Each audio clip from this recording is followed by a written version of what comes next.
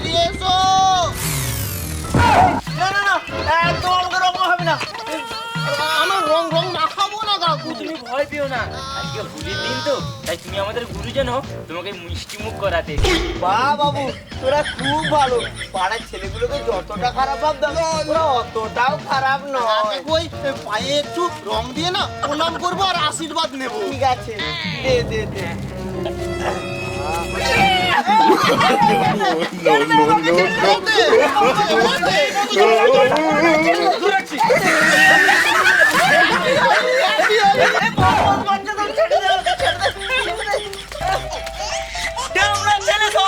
আমাকে রং মাখিয়ে দিয়ে চলে গেল, বলে রং মাখাবো না, রং মাখাবো না।